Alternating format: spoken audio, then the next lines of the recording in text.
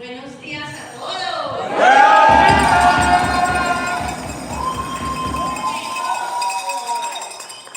Well, let me start by thanking Peter and Paul for their tremendous courage, focus, and their leadership. Because without the success of our unions, we'll never see the real success of the middle class in this city and in this state and in this country. I want to thank everyone for being here, especially my labor family.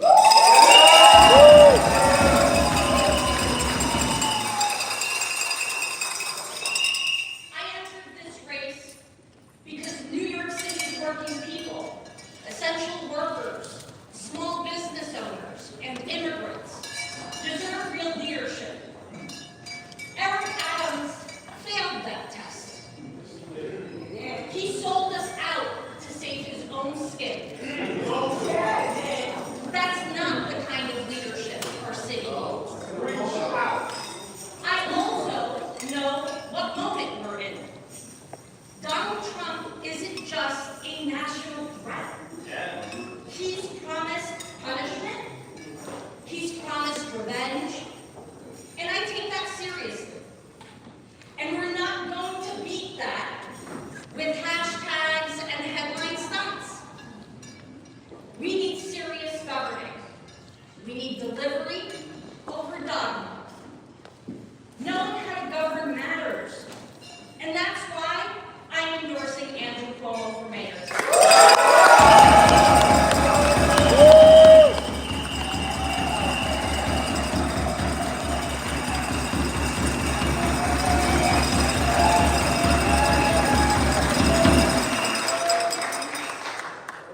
This wasn't an easy decision for all the reasons you already know.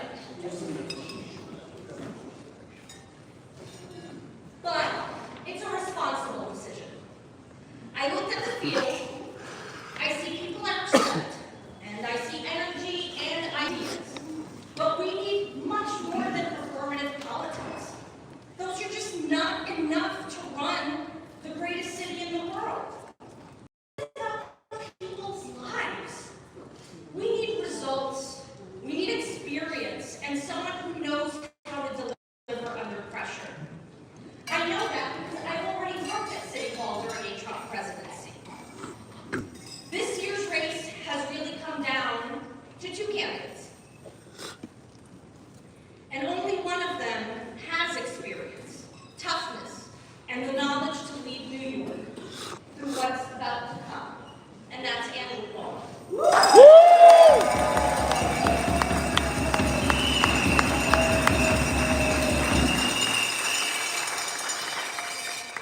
I've worked with him. We've passed landmark labor protections together, and we passed the Excluded Workers Fund during COVID. I still thank you for that. And wage protections for farm workers upstate and out on Long Island. We fought to raise wages and to hold many unscrupulous employers accountable. Those were hard fights, but we won, and that matters.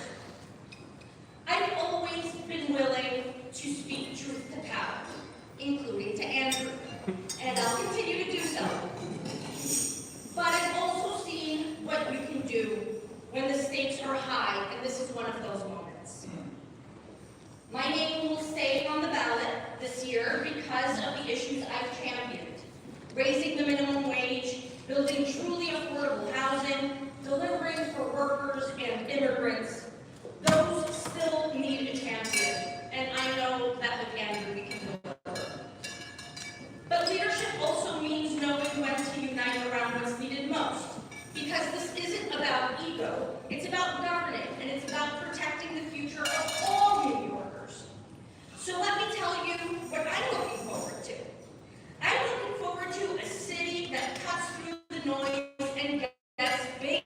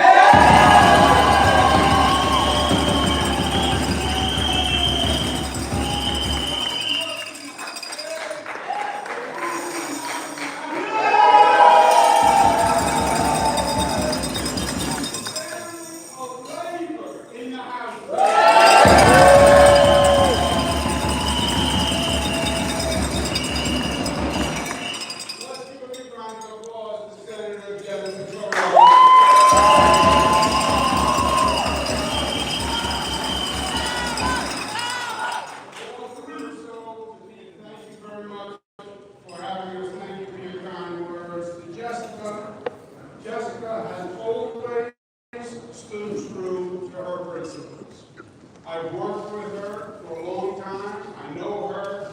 I've seen her under pressure. I've seen her when the chips are down. And she is an extraordinary, extraordinary leader. Let's give her another round of applause.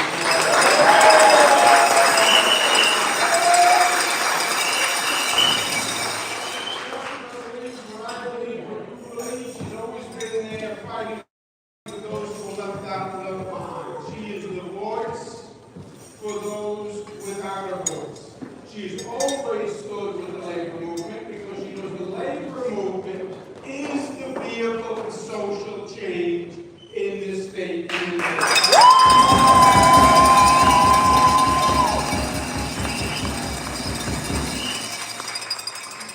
fights for the minimum wage increases, for affordable child care, the excluded workers during COVID, the farm workers' rights, who no one was paying attention to, new immigrants' rights who are now under attack from Washington and the federal government that would destroy our democracy and pick people up off the streets violating due process. And we need someone to stand up to that, and that's what Jessica Ramos has been all about.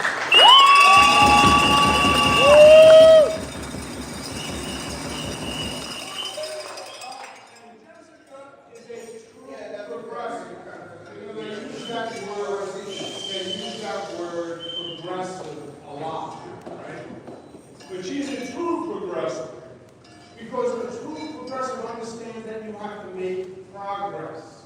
Progressive started with FDR and Ted Kennedy and Mayoral Cuomo, and they represented real people who needed progress desperately. And being a progressive was not about rhetoric, it was about getting results, it was about delivering for people, it was about making change in people's lives, and using government as a vehicle to make that change. And that's the kind of progressive that Jessica Ramos is. She will never give up the fight for you, and neither will I. Jessica Ramos.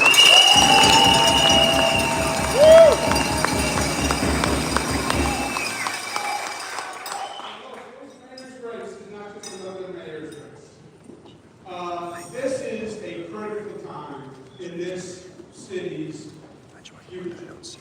Because New York City is in trouble. And we all know New York City is in trouble. You walk out there on those streets, you know New York City is in trouble. 500,000 people voted with their feet. They left New York since COVID. Why? Because it's too expensive. You can't afford to live here. Because of crime on the streets, and because you're afraid to take the subway again. And it's just too difficult. It's just too chaotic. That's what has happened to New York. And it is a pivotal moment for the city that we love. We either turn it around now, or we're going to see further decline. We know what we have to do. The current city leadership has failed. We need to make change. We need to make change now, and we need to correct their mistakes, and we need to do it quickly. And it's going to start with public safety. Why? Because first of all, people have to feel safe. And what has happened is the geniuses who are in charge of the city made a cheap political move and all supported defund the police. Remember defund the police? Defund the police, they cut $1 billion, reduced the police force by over 3,000. And now you have the city council, the controllers, all the people who supported defunding the police, now are all doing a 180-degree turn. You ought to see them on the debate stage the other day. All doing a 180, all doing pirouettes. They all became ballerinas. Lousy ballerinas, by the way. They're all ballerinas trying to do a 180-degree turn. We need to hire 5,000 police officers, 3,000.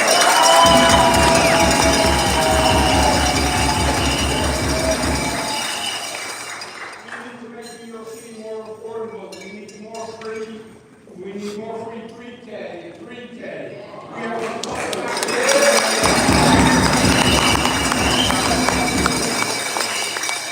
we need to raise the minimum wage to put more money.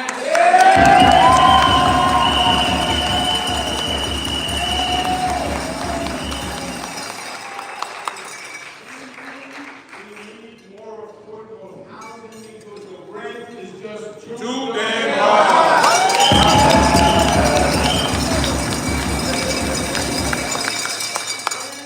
And we need jobs.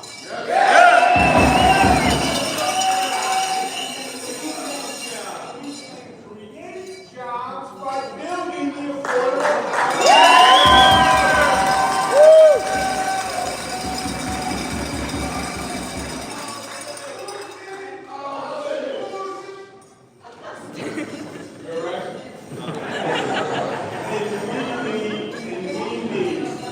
not just hundreds of units, not just thousands of units.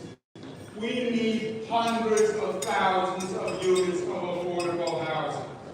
And this city government can't produce it. The city government is too slow. The Department of Housing and Urban Development takes years to get an approval before a project can move forward. And if you make it through the city bureaucracy, then it goes to the city council.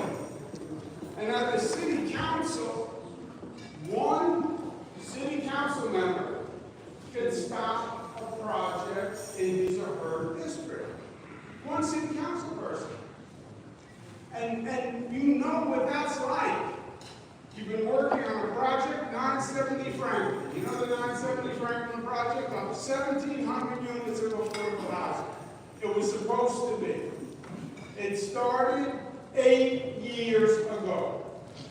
But the city council person said, well, the building casts a shadow. So from 1,700 units, they tried to negotiate, it went out to 300 units. And then after 8 years, the project died. And by the way, there is no building that doesn't cast a shadow. And if that's going to be the standard, it is impossible. Now, in fairness, the mayor is working on a proposal, Mayor Ramos, to do away with what's called city council deference, where one member can stop a project. We need that because we need to approve projects faster than ever before, not one at a time, not 10 at a time, not 20 at a time, hundreds of projects underway at a time, giving you jobs, funding programs.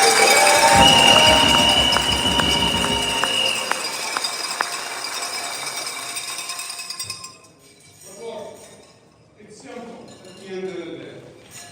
Government has to stop putting up roadblocks. And government has to let you do what you do and build. New York is the greatest city on the planet because you built it to be the greatest city on the planet.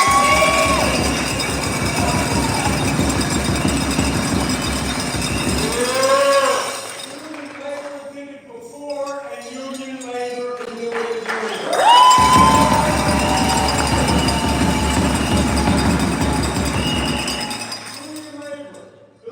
Empire State Building in the middle of the Great Depression in 1 year. 1 year. And look at what we just did recently. If you think we can't build affordable housing is easy. Go build LaGuardia Airport while they're operating LaGuardia Airport and bring it from the worst airport in the United States to the best airport in the U.S.